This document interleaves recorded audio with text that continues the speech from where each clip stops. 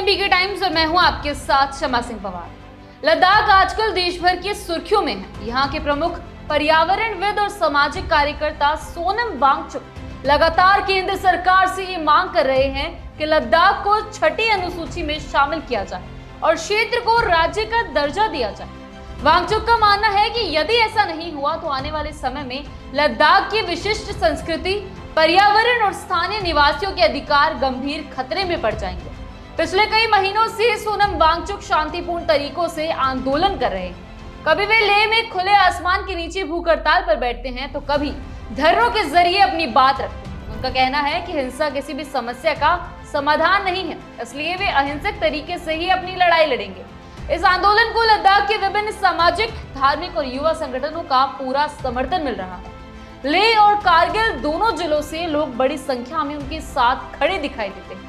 लद्दाख की भौगोलिक और सांस्कृतिक परिस्थितियां देश की किसी भी अन्य हिस्से से अलग है। यहाँ की आबादी कम है लेकिन पहचान बहुत गहरी है।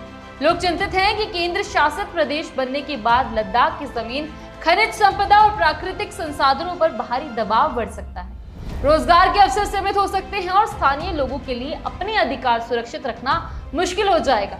यही कारण है कि जनता सोनम वांगचुक की आवाज को अपनी आवाज मान रही है। वहीं केंद्र सरकार का तर्क है कि लद्दाख को केंद्र शासित प्रदेश बनाने के पीछे मुख्य मकसद था तेज विकास, बेहतर प्रशासन और राष्ट्रीय सुरक्षा।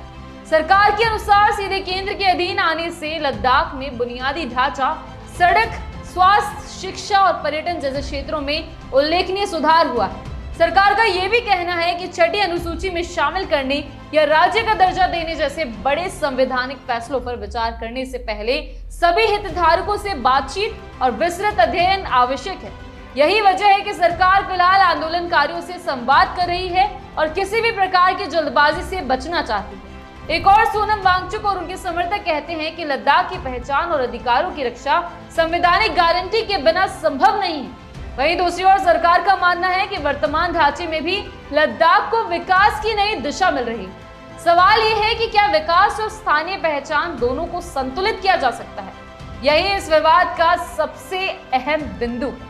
फिलहाल आंदोलन जारी है और सोनम वांगचुक ने साफ कहा है कि जब तक उनकी मांगे नहीं मानी जाती वे शांतिपूर्ण आंदोलन से पीछे नहीं हटेंगे। वहीं सरकार लगातार संवाद की बात कर रही है और भरोसा दिला रही है कि लद्दाख की जनता की भावनाओं का सम्मान करते हुए समाधान निकाला जाएगा। कुल मिलाकर लद्दाख की इस जंग में एक तरफ जनता अपनी संस्कृति और पहचान को बचाने की कोशिश कर रही है तो दूसरी तरफ सरकार विकास और राष्ट्रीय हित को प्राथमिकता दे रही है। अब ये देखना दिलचस्प होगा कि आने वाले समय में दोनों पक्ष किस तरह समाधान और संवाद की टेबल पर एकमत हो पाते हैं। फिलहाल के लिए इतना ही। बने रही पीके टाइम्स के साथ। नमस्कार। मरुधरा से खुद को जोड़ने के लिए सब्सक्राइब करें और बने रहें पीके टाइम्स के साथ।